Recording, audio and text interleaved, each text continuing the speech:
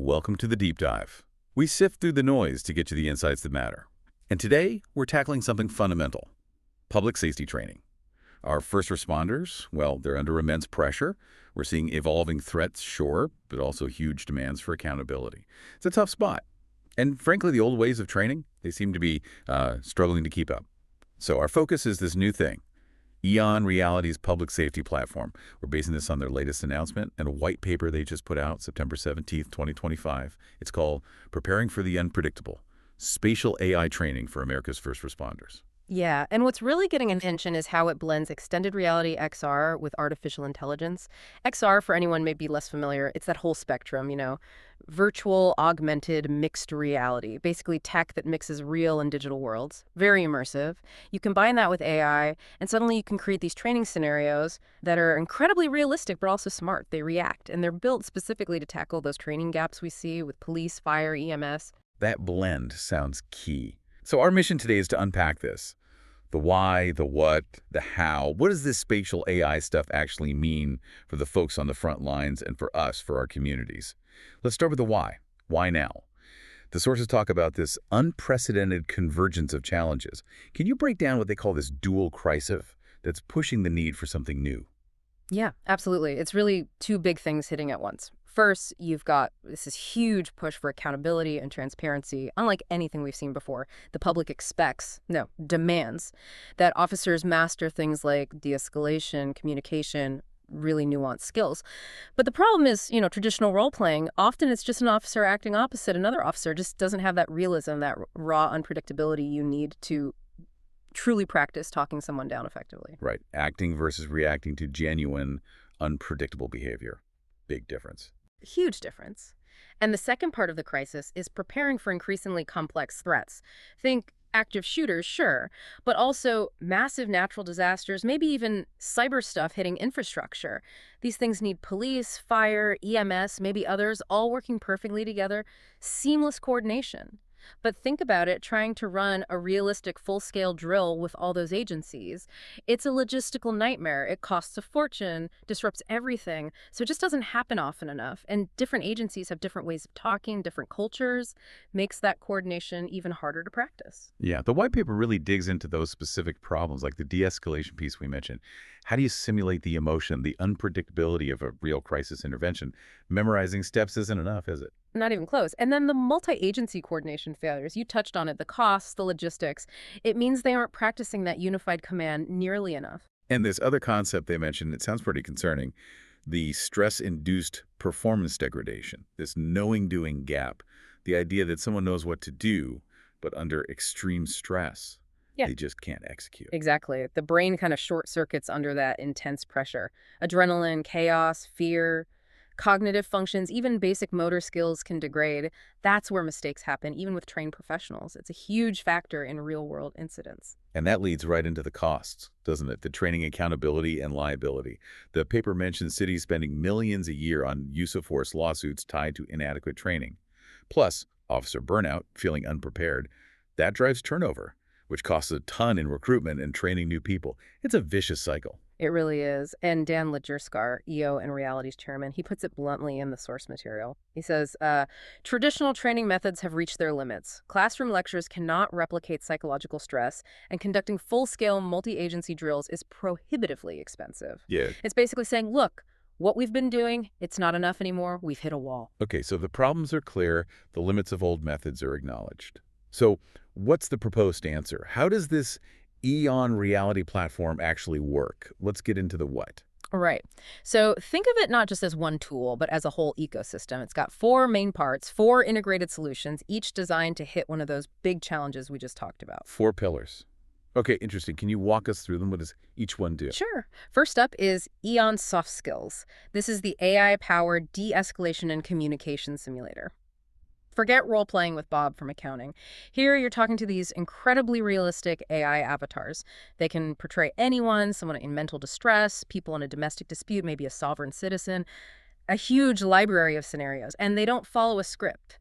They react dynamically to you. Okay, so it feels more real. But what's the breakthrough part? The feedback. The AI doesn't just listen, it analyzes. Your tone of voice, your word choice, even maybe body language in some setups. It gives you objective, data-driven feedback on how effective your communication was. Did you escalate? Did you de-escalate? And crucially, it's a safe space to fail. You can practice these tough conversations again and again without any real-world risk. Wow, objective feedback on tone. That's something you just can't get reliably from a human partner in roleplay. That seems huge for de-escalation. It is. Okay, second pillar. EON spatial meetings for virtual incident command. This tackles that multi-agency coordination problem. Imagine police chiefs, fire commanders, EMS supervisors, all in their own offices, maybe miles apart. But they put on a headset and they're suddenly together in a virtual command center, looking at a 3D digital twin-like, a super detailed virtual model of their city. A digital twin of the city. Exactly. And in this virtual city, a crisis unfolds in real time. A fire, a mass casualty event, whatever. And they have to coordinate the response together, making decisions, allocating virtual resources, practicing unified command, all without the insane cost and logistics of a real-world drill. They can do it frequently, cost-effectively. Okay, that makes sense. Almost like a flight simulator, but for managing citywide emergencies. That's a good analogy. Then number 3, EON skill simulators for high-stress procedural and tactical training. This is where that stress inoculation comes in. Building resilience to that knowing-doing gap. These sims deliberately induce psychological stress while the user practices critical skills. Think paramedics intubating a patient in the back of an ambulance simulation that's physically shaking with flashing lights, sirens blasting. Whoa. Or police officers in shoot-don't-shoot scenarios where the situation is really ambiguous, the threat isn't clear, and you have split seconds to decide. The whole point is to make people practice under pressure so they build the resilience to perform correctly when it counts for real. So it's not just learning the steps, it's learning to do the steps when everything's going crazy. Precisely. And finally, the fourth piece ties it all together. The EON data flywheel. This is the verifiable training and accountability platform. Everything done in these simulations, every decision, every action, it's recorded, captured. This creates a complete objective record of performance. Not just Officer Smith attended training, it's how Officer Smith performed. Objective documentation. Mm-hmm. I can see how that helps with accountability, both legally and to the community. Exactly, and it feeds back into training. The data shows where someone is struggling, so you can target remedial training right where it's needed. Plus, it gives agencies concrete evidence to show city councils, community groups, whoever, saying, look, here's the rigorous training we're doing, here's the proof. It moves beyond just saying, we train. Okay, I understand what these four components sound powerful, but how do agencies actually implement this? It seems like a big shift. What's the how? Yeah, good question. It's not necessarily an all-at-once thing. EON Reality suggests a strategic 4-phase implementation. The idea is to tackle the biggest risks first, get the most impact early on. Makes sense. What are the phases? Phase 1 is top priority, de-escalation and crisis intervention. Get those EON and soft skill simulators out to everyone who interacts with the public. The goal: immediate impact on communication, hopefully reducing use of force incidents, improving community relations, cutting liability risks. So communication skills first. What's phase 2? Phase 2, also high priority, is multi-agency incident command. Using those EON and spatial meetings, those virtual command centers. Focus here is preparing leadership police, fire, EMS for the big complex stuff, mass casualty events, build that coordinated response capability, enhance community resilience. Okay, address communication and major incident command first. Then what? Phase 3 is considered priority 2. High-stress medical and tactical proficiency. This is deploying those EON skill simulators, the stress inoculation training for patrol officers, paramedics, SWAT teams, anyone needing to perform critical tasks under pressure, aiming to reduce those critical errors made under stress. Right, tackling the knowing-doing gap directly. Exactly. And Phase 4, also priority 2, is about supervisory and leadership development. Using tailored scenarios for sergeants, lieutenants, captains, training the next generation of leaders within the agencies, building a stronger internal culture. That phased approach seems logical. Tackle the immediate public-facing risks in coordination, then drill down into stress performance and leadership. And the sources contrast the before and after pretty dramatically, don't they? Like training frequency going from maybe once or twice a year to potentially unlimited 24/7 virtual access. They even project a 20% drop in use of force incidents thanks to better de-escalation training, and moving officers from that knowing-doing gap to genuinely stress-tested competence. Plus, building community trust with transparent, verifiable training records, that's quite a shift. It is, and they put numbers on the financial side, too. The quantified financial impact and ROI, take litigation costs. They cite mid-sized cities averaging, $5 million a year in use of force settlements. The platform aims for, conservatively, a 20% reduction. That's $1 million saved annually. They actually project a 300% ROI on a $250,000 annual investment just in the first year. 300% ROI, that's significant. It is. But it's not just about saving money on lawsuits. Think about officer safety and wellness. Better training means fewer injuries. More confidence means less burnout, less turnover, which, as we said, costs millions in replacing officers. The stress training might even help reduce things like PTSD. Then there's the emergency response effectiveness. Better coordination saves lives in big events, better resource use, a more resilient community overall. And finally, that accountability and trust piece. Objective records help justify actions, build public confidence, maybe even open doors for grants. It's a holistic argument. Really financial, operational, human. But how does it spread? Is this just for individual cities, or is there a bigger picture for integration?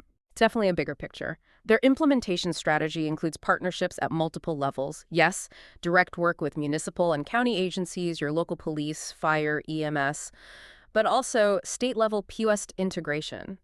POS Peace Officer Standards and Training sets the requirements for officers statewide. Getting this tech integrated there is huge.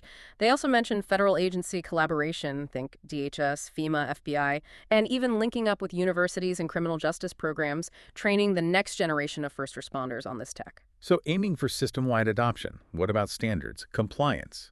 This field is heavily regulated. Critical point. They state the technology foundation is built with that in mind. Designed to meet CLAIS standards, that's the big accreditation body for public safety and state-level POSD requirements. Plus, things like government-grade data security and ensuring it works across different agency communication systems for interoperability, that's essential. And, the white paper really frames this as a necessity now. A quote that stood out to me was, "The mission of public safety has never been more challenging or more important. Agencies require a training paradigm that is as sophisticated and dynamic as the world their first responders operate in." It really drives home that the old ways aren't cutting it against modern complexities. They follow up saying, the technology to transform public safety training is here. And it seems like early adopters are seeing results that back that claim up. The measurable outcomes mention that 20% reduction use of force, the 300% ROI, better multi-agency work, enhanced accountability, more confident officers. These aren't just theoretical benefits. They're seeing tangible improvements. Seems so. Which leads to their call to action for public safety leaders. All right, what are they asking chiefs, sheriffs, city managers to do? It's pretty direct. 3 things, basically. 1, assess the gap. Honestly, look at your current training versus what your people face on the street. 2, analyze the costs. Not just the dollars for lawsuits, but the cost in trust, morale, everything when things go wrong due to inadequate prep. And 3, engage. Reach out, see a demo, talk about a pilot program customized for their specific needs. And you mentioned EON Reality isn't new to this field. No, not at all. They emphasize they've got over 20 years working in XR for law enforcement and emergency response globally, so there's history there. And they say this platform, it's ready for pilot deployment now, adaptable for police, fire, EMS, emergency management agencies. Well, this has been incredibly insightful. It really feels like we're looking at a potential paradigm shift. Moving away from training that's often infrequent, resource-intensive, and maybe struggles with realism, towards something dynamic, data-driven, accessible, and hyper-realistic, thanks to this spatial AI approach. It seems focused on truly preparing first responders for the sheer unpredictability they face, boosting effectiveness, and maybe, just maybe, helping rebuild some community trust along the way. It certainly aims high. And maybe that leaves us with a thought for you, the listener. As AI and XR continue to evolve so rapidly, how might these tools not just improve current training, but actually redefine what public trust means? Could they reshape our whole concept of community resilience in a world that feels increasingly unpredictable? What kind of preparedness might become possible that we haven't even conceived of yet? That's a deep question to ponder. What does the future of preparedness look like? Thank you for joining us on this deep dive today. Lots to think about regarding the intersection of technology and public safety.